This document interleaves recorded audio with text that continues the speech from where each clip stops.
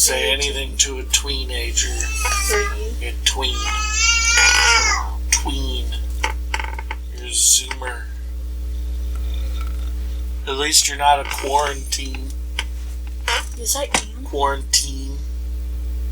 I'm going to be. Well, but you weren't born as a result of the quarantine. Okay. I mean, you weren't conceived. Never mind. We're not going down this path.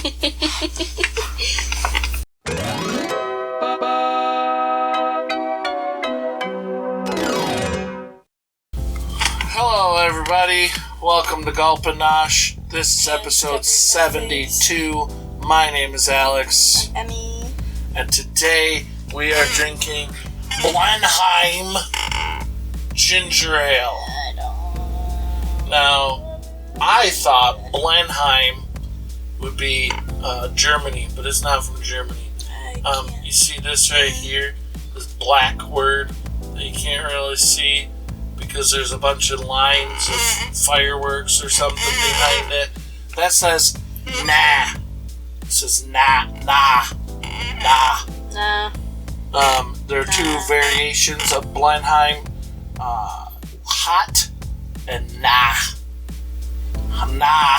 Can I say nah to this soda? No, is obviously less hot. Blenheim, like I said, you might think from Germany or something, right? No, it is from South Carolina. Blenheim is the name of the town in South Carolina. According to local lore, in 1781, James Spears was attempting to run from the British during the Revolutionary War, and he got stuck in the mud of a spring, and he pulled his foot out, and he lost his shoe in the mud hole of a spring, and he just left the shoe behind and kept running, because the British were coming.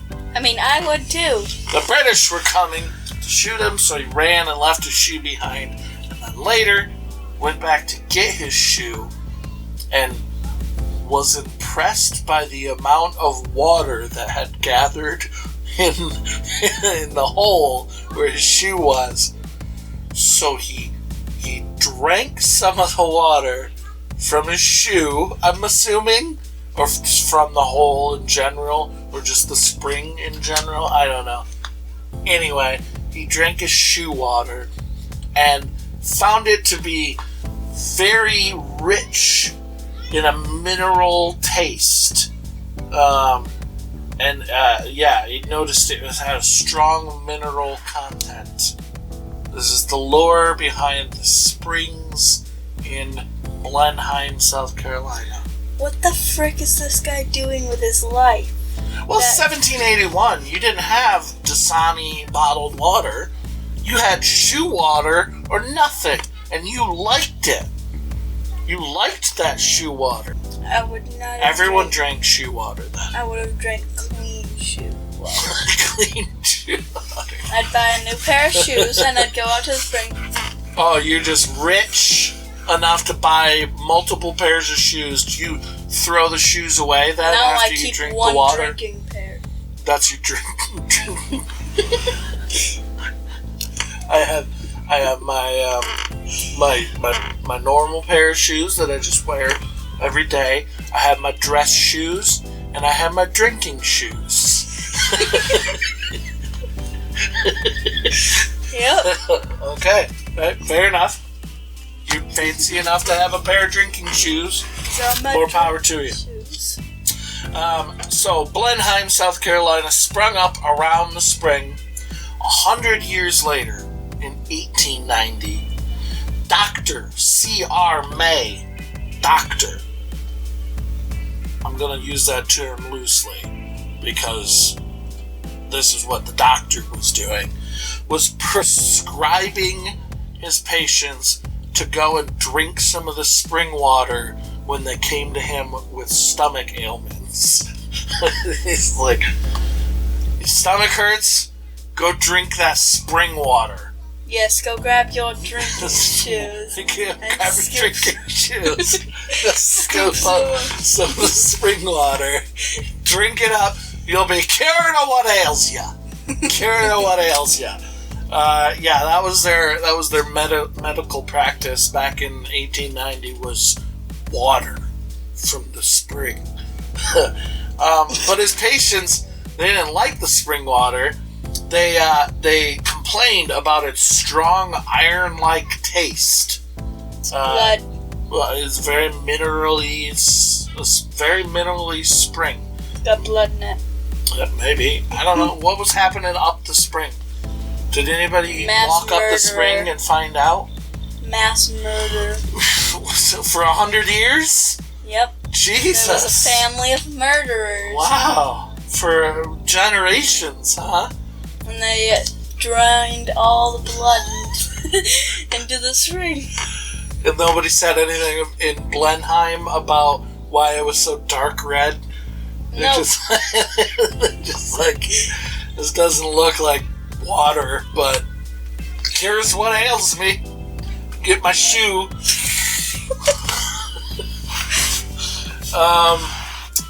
So they didn't like the strong iron-like flavor, so Dr. C.R. May decided to blend in some Jamaican ginger and sugar. Basically make it into ginger ale using the spring water, and that's where Blenheim Ginger Ale came from. And blood, sugar, and ginger.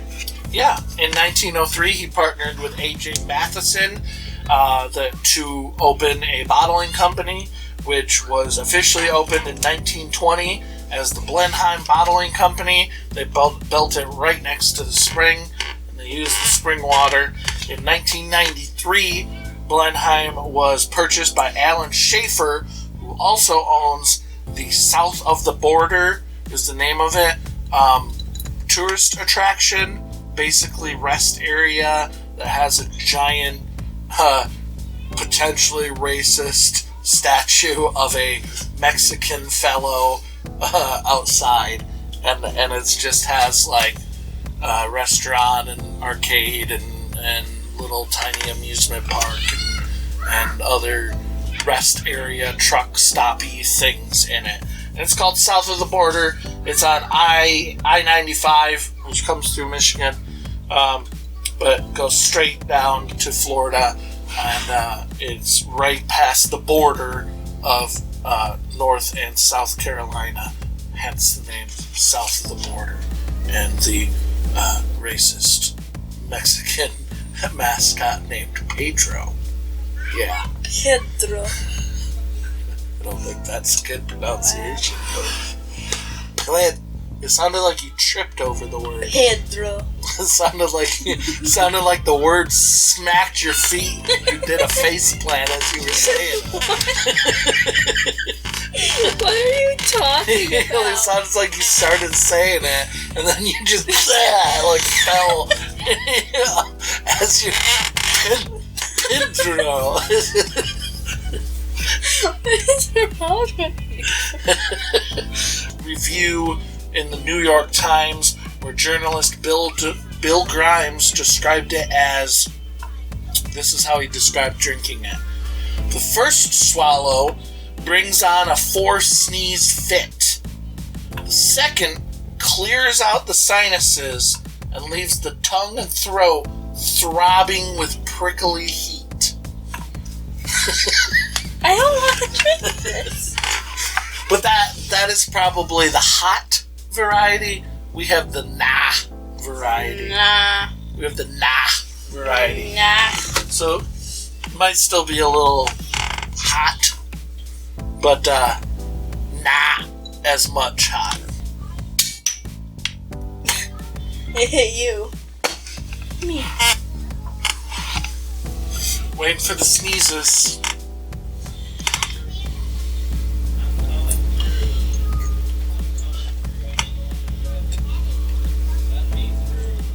It actually does tickle your nose like a little bit. Oh, what the? Clear out your sinuses.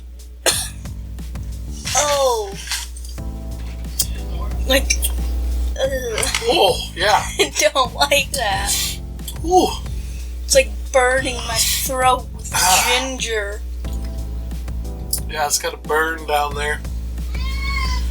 And this is the lighter variety. Oh God. Yeah, I don't know. The taste itself is okay, but then Yeah, you're right. I do like the flavor on my tongue still. It's a good flavor, but then the throat burn is not ideal. So it's like I want to take another drink for the flavor, but not so much for the throat. Don't buy this. Don't buy this. Can taste that shoe water.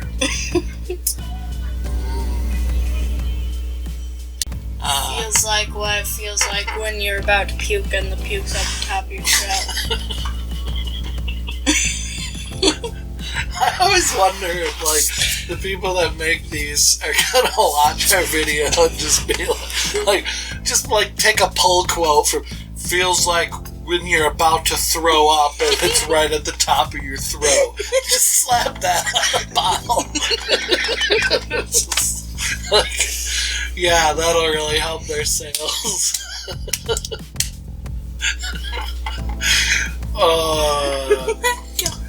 Yeah, here in Michigan, we prefer Verner's or Canada Dry. Those are our ginger ales of choice, and they are not hot. They are very light. They're not vomity. They don't taste like shoe water, though. So, give and take. You know, you don't get the vomit, but you don't get the shoe water. So, you know, there's a give and a take there.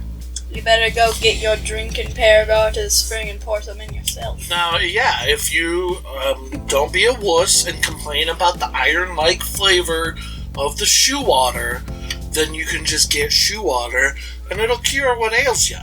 But if you don't like the iron-like flavor of shoe water, you might want to try Blenheim and have your throat burn.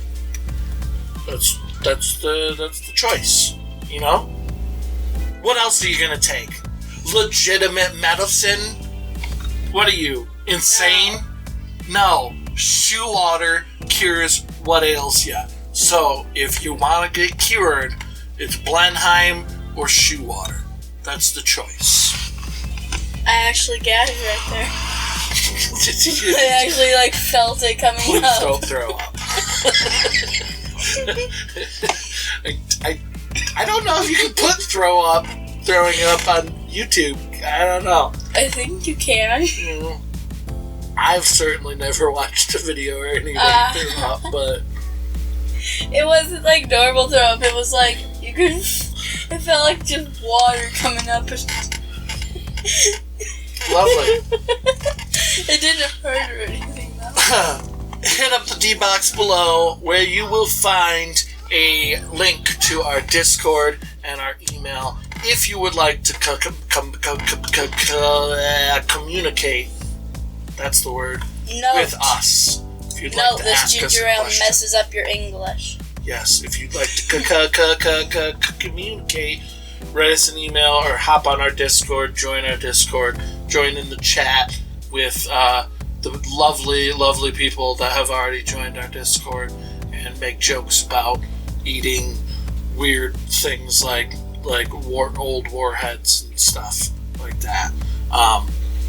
And puke fruit. Yeah, did we talk about eating puke fruit in the Discord? I don't think we did. I'm not in the Discord. We can. Do it. Alright. Well, I'll ask people. I will ask people in the Discord if they have ever eaten puke fruit. What's the actual name of that? Can't remember. That's why I said puke. Durian? Is it durian? I think. Durian. If you've ever had durian, or you want to talk to people that maybe have, go to our Discord. That's going to be our conversation this week, I guess, for some reason. Also down below, you will find a link to our Patreon, our Streamlabs, and our merch if you would like to kick back a little funds to help us out when we buy more drinks. In the end of the world, we must get more soda. We'll see you next week. Goodbye, everybody. Bye, I'm gonna pet my dog.